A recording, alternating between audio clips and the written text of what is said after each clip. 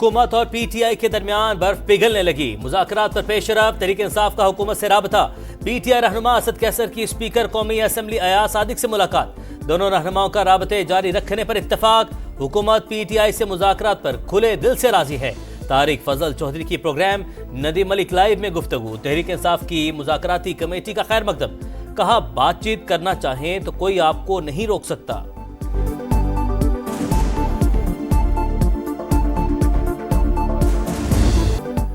9 मई पर कमीशन ना बनाएं, धूल तो बिठाएं, आगे बढ़ें। बैरिस्टर गौहर की हुकूमत को पेशकश। जिम्मेदारों का तयन करके सजा मिलनी चाहिए। चाहते हैं कोई तीसरी कुव्वत ना आए। ऐवान से इंसाफ मांगते हैं, हमें दोबारा सड़कों पर आने के लिए मजबूर न करें। चेयरमैन पीटीआई का कौमी असम्बली में धुआंधार खिताब। कहा मुज़ाकराती कमेटी को कमजोरी ना समझा जाए। मीडिया से गुफ्तगू करते हुए कहा हुकूमत से आज कोई बातचीत नहीं हो रही, जहां से जवाब आना है उसका इंतजार है।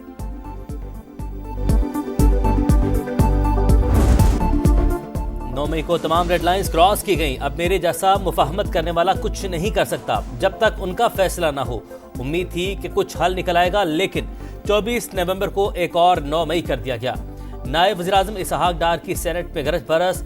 अता तारड़ का बैरिस्टर गौहर को जवाब। कहा धूल उड़ाने वाले आज धूल बिठाने की बातें कर रहे हैं। सानहा 9 मई के तमाम सबूत मौजूद। पूरी पीटीआई क़यादत मुलविस है। दोनों हिस्सेदार थे 4-5 साल 6 साल। पीटीआई को इक़्तिदार में लाने का जो मेन किरदार थे उनमें सर फहरिस्त जो है फैज़ हमीद साहब थे। 9 मई को भी ये पार्टनरशिप कायम थी। बानी पीटीआई और फैज हमीद तमाम मामलात में हिस्सेदार। बानी के मिलिट्री ट्रायल का फैसला कानून करेगा। ख्वाजा आसिफ का ऐलान। कहा साबिक वज़ीर-ए-आज़म को इक़्तिदार में लाने वालों में सरे फहरिस्त फैज हमीद थे।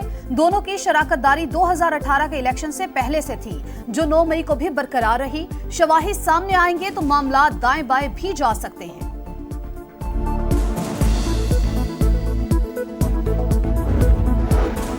फैज हमीद का ट्रायल, फौज का अंदरूनी मामला, फौज जाने और उसका काम जाने। ख्वाजा आसिफ को उनके अपने लोग संजीदा नहीं लेते। उमर अयूब की तनकीद। कहा बानी समेत तमाम कैदियों की रिहाई के मुतालबे का जवाब देने की बजाय जाती हमले किए गए। सलमान अकरम बादशाह ने कहा फैज हमीद के साथ बानी को जोड़ने की कोशिश खतरनाक है। हमें आइन और कानून के मुताबिक चलना होगा।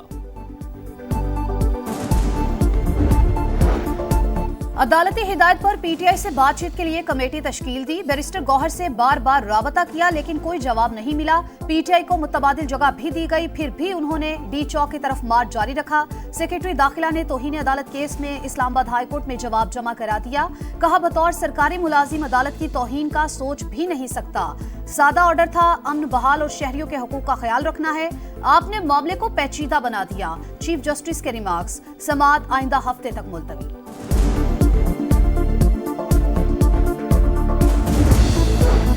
कानून हर किसी को फोन टैपिंग की इजाजत नहीं देता। क्या फोन टैपिंग की इजाजत के लिए किसी जज को नामजद किया गया? फोन टैपिंग केस की समाअत के दौरान जस्टिस मोहम्मद अली मजहर का इस्तफसार। कानून में फोन टैपिंग का तरीक़ाकार और अदालती निगरानी का जिक्र है। एआईजी का जवाब। जस्टिस जमाल मुंदखिल ने कहा फोन टैपिंग के कानून में इबहाम दूर करना होगा। इस केस का फैसला ज़ेर इल्तवा कई मुकदमात पर असर डाल सकता है। बलोचिस्तान के नौजवानों को रोजगार की फराहमी तरजीह। तरक्की और अवाम की फलाह बहबूद के लिए तमाम इकदाम उठा रहे हैं। वज़ीर-ए-आज़म का तमाम मसाइल हल करने का इरादा। शहबाज शरीफ से गवर्नर बलूचिस्तान जाफर खान मंतोखेल की मुलाकात। सूबाई मामलात पर ब्रीफिंग।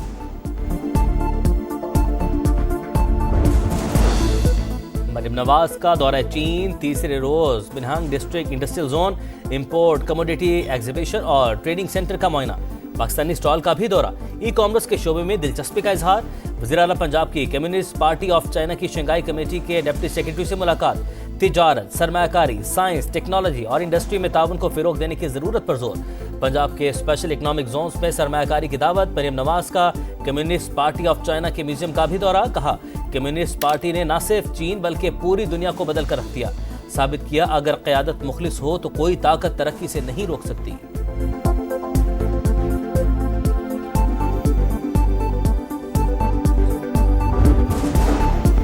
विफाकी वजीर सरमायाकारी बोर्ड मवासलात और निजकारी अब्दुल अलीम खान के जेर सदारत इजलास। निजकारी के हवाले से काम की रफ्तार तेज करने की हिदायत। कहा तमाम अमल शफाफियत के साथ मुकम्मल किया जाए। प्राइवेटाइजेशन के लिए पेश करदा मंसूबों के तकनीकी मामलात, मालियाती मुशीरों की तकर्री और पॉलिसी पर भी गौर।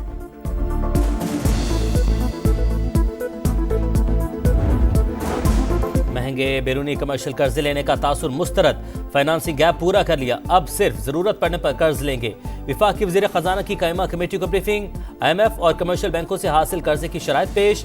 आलमी मालियाती इदारे से तकरीबन 5% शरह सूद पर $7 अरब कर्ज लेने का इंकशाफ। इंटरनेशनल कैपिटल मार्केट से जल्द रजू करने का इंदिया। सरकारी मुलाजमिन की रिटायरमेंट उम्र 55 साल करने की कोई तजवीज़ ज़ेर गौर नहीं। मोहम्मद औरंगजेब की वजाहत।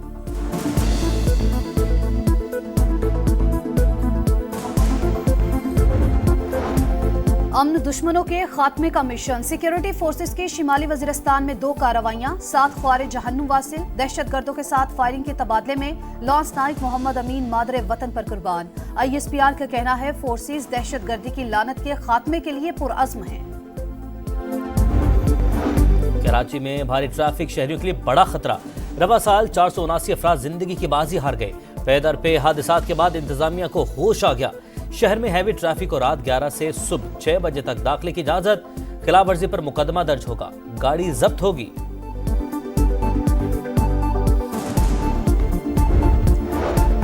लाहौर में बच्चों की खरीदो फरोख्त की कोशिश नाकाम। पुलिस का ठोकर न्याज बेग में छापा। 7 खवातीन समेत 12 अफराद गिरफ्तार। हुक्काम के मुताबिक मुल्जिमान ने बच्चों को 12 लाख रुपए में खरीद कर 23 लाख में बेचना था। दोनों बच्चे चाइल्ड प्रोटेक्शन ब्यूरो के हवाले।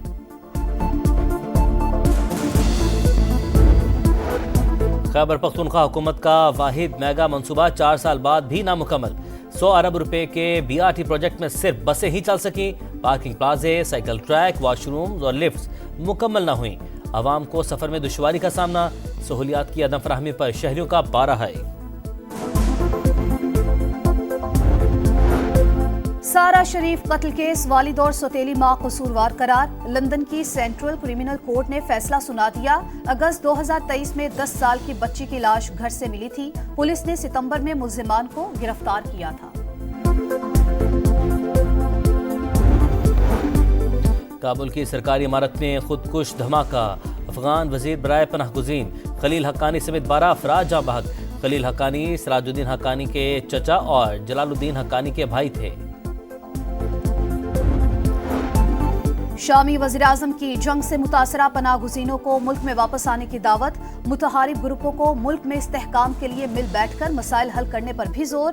शाम के मामले पर अमेरिका रूस में ठन गई। शाम में फौजी अड्डों और सिफारती मिशन की हिफाजत अव्वलीन तरजीह है, मॉस्को का ऐलान।